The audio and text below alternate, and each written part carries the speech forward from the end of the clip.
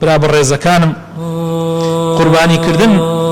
لە ڕۆژانی جەژنا یەکێکە لە عیبادەتە هەرە گەورەکان کە خوای تەعالا لە قورئانە وەسفی ئەکا ئەفەرمێ بە پێغەمبەرەکەی ئینا ئەعطەیناکە الکەوثەر فصل لربك وانحر إن شانئك هو الأبتر لقل نرجع فصلي لربك وانحر باسي قربانيك خوي تعالى قرباني زور في خوشة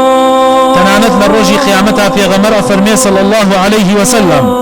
قرباني كانتان بتوككيو بس مكانيو بإسقانكانيو بشاخكانيو والدين للرجي قيامتها ئەڕۆنە سایر تای ترازووی کردەوەکانتان کە ئێوە زۆر پێویستان پێیەتی هیچ کردەوەیەک لەو ڕۆژانە لەو ڕۆژە پیرۆزانە کە ڕۆژانێکی زۆر زۆر مبارەکە هیچ کردەوەیەک لای خوا ئەوە نەخۆشەویست نییە کە تۆ خوێنێک لە پێناوی خوایە بڕێژی قوربانیکردن فەزلی زۆر زۆر گەورەیە و لە ناو کوردەواری خۆشمانە خەڵک ئەزانێت چەنە فەزلەکەی گەورەیە لە هەموو زەمانێکە مسلمانانی کورد قوربانیان کردو قوربانی حکمە شەرعیەکەی سنەتێکی مؤکدەیە لە لای زۆربەی عولەما بەڵام ئیمامی ئەبوو حەنیفە ئەفەرمێ هەر کەسێ دەستی بڕوا واجبە لەسەری ساڵانە قوربانیەک بۆ خۆی و کەسوکارەکەی بکە لەبەر ئەوە حەقە ئێمە هیچ نەبێ لە دەستی خۆمانی دەرنەکەین ساڵانە ئەگەر دەستمان بڕوا قوربانیەک بکەین بەڵام ئەگەر دەستیشمان نەڕۆی هەر ساڵێک دەستمان ڕۆی حەقە قوربانی بکەین حكمتي أو قربانية چيا زندو كردنوي سنتي پیغمبر إبراهيم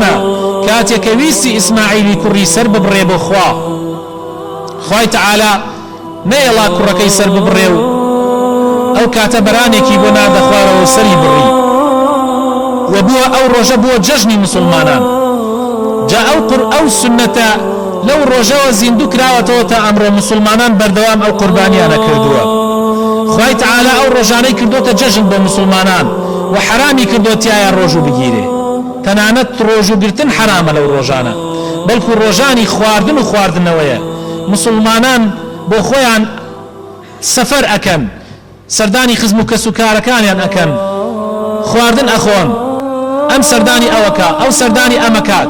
یعنی ڕۆژانێکی تر لەوانەیە ئەو مەجالە نەبێ خەڵک سەرقاڵ بێ بە کاسبیەوە بە دائیرەوە مۆزەفە بەڵام لەو ڕۆژانە خوای تەعالا کردێتە ڕۆژانی جەژن و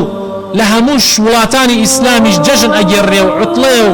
پشووە و خەڵکی خەریکی سەردانی یەکترین و ئەڕۆنە سەر یەکتری و ئەم ئەڕوا سەردانی خزمەت دوورەکانێکە و ئەوان دێن بۆ لای ئەمان و لەو ڕۆژانە قوربانی سەرە بڕێ و گۆشت زۆر ئەبێ و خواردن زۆر ئەبێ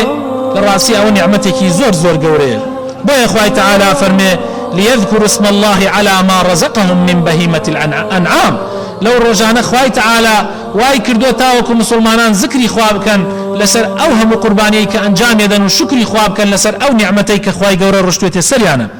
طبعا برزانم تنها قربانية كافية بو مالي يعني مالك أقر بيت وشك يكسر ببرن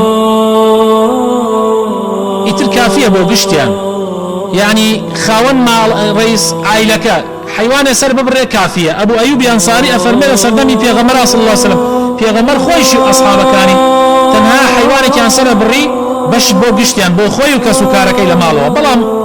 الحمد لله الظروف لكاتك عليك ظروف مسلمان باش بو ظروف مسلمان باش بو بو يسا أبيني هريك بو خوي قربانيك كا جا يعني أقر أوانيك دسي عن نار ئەتوانێت ساڵانە کابرا زۆر دەستی ناڕوە ئەتوانێت یەک حیوانێ بۆ خۆی و کەسوکارەکەی سەر ببڕێ کافیە و هیچی تیانە و شەرعی شوا ئەڵێ پێغەمبەر خۆیشی وای کردووە بەڵام ئەگەر کەسێک ویستی هەندێک مردوو یا لە کەسوکارەکانی یان بۆ باوکی یان بۆ دایکی یان بۆ کەسانێکی تر بیکە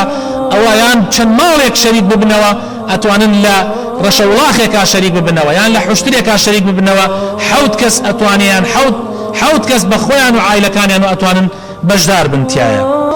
ئەو حیوانانەی کە بۆ قوربانی ئەشێ بەڕێزانم هەروە بە پەلە لەبەرەوەی قوربانی ئیتر چەند ڕۆژێکی ماوە ئێوەش بتوانن حیوان وشت بکڕن ئەو حیوانانەی کە ناشێ بکرێ بە قوربانی تەنها حیوانەیەکە کە چوار شتی تیابێ یان کوێر بێ یان نەخۆشیەک بێ نەخۆشیەکەی وازح بێ شەلی مەسەلەن شەل بێ قاچێکی شەل بێ یان لە پیریە پوکا بێتەوە یان وەکو نەخۆشیەکەی دیار بێ پێوە کە ئەمە نەخۆشیێکی وازحی هەیە یان وەکو شاخی بە تەواوەتی شکابێ یان گوێچکی بە تەواوەتی بڕابێ ئەمانە ناشێن بە قوربانی. غەیری ئەمە هەموو حیوانێکی تر ئەشێت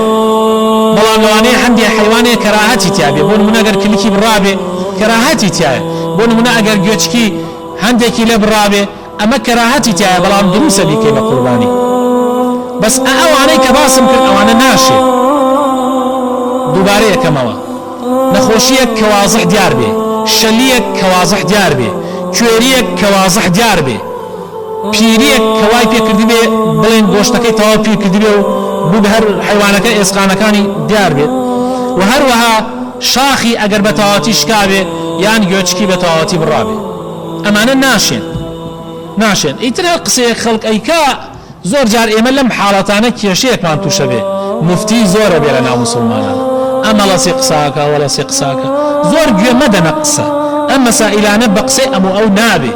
ئەمە شەرع و شەریعەتە بۆیە ئەبێ بڕۆیتە لای کەسی مختص لەخوا بەزیابێ کەسانێک هەن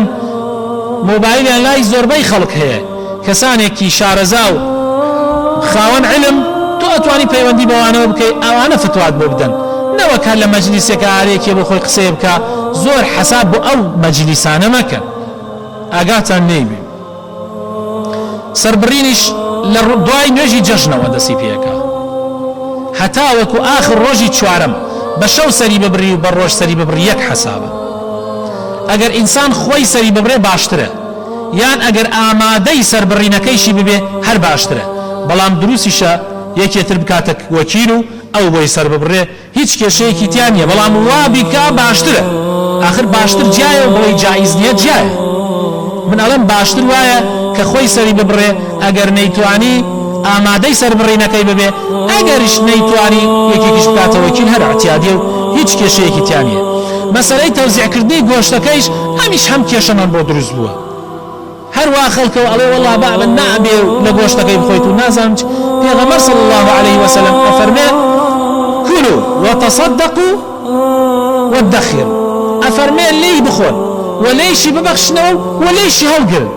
يعني زۆر احتیادیە ئەمانە هەر هەمووی ئەبێ ئیتر تۆ بۆ لە خۆت قورسەکەیت و بۆ دینەکە کە خۆی دینێکی وازح و ئاشکرایە بۆ لەسەر خۆمان قورسیکەی دۆزێت و آخر مامۆسا ئەمەڵێ ئەگەر قەراریدا نابێ و ئەوەڵێ ئەگەر بۆ مردۆکەی کردی نابێ لێی بخوا و ئەم هەموو قسانە گشتی قسە ناخواتۆ ئێمە باز دینەکەین کاتێ باز دینمان کرد قسە و ڕەئی فڵان و فیسان ناخواتۆ ئەبێ بگەڕێتەوە یان بۆ لای ئاەتی قورئانیان بۆ لای حەدیسی پێغەمبەر صلی الله عليه وسلم یان ئەڕۆیتە خزمەتی عالمێک لە عولەماکان دینەکەت بۆ شەرحەکە. جا ئاگامان لەم خاڵانە بێ ئینشاء الله داواکارم خوای تەعالی ڕەحم بە هەموو لایەکمان بکات و ئینشاء الله قوربانەکانمان لێ قبولکە و با بزانن قوربانی خێرەکەی زۆر هەوڵدەین هەمومان بە قەدەری توانای هیچ نەبێ ساڵانە قوربانیەک بکەین ساڵانە هیچ نەبێ ئەگەر پۆمان کریا ئەگەریش نەکریا خۆمەرجەیەک خوای گەورە لە هەموو لایە قبولی بکە ئینشاء الله.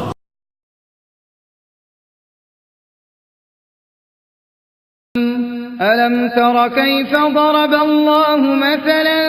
كلمة طيبة كشجرة طيبة أصلها ثابت وفرعها في السماء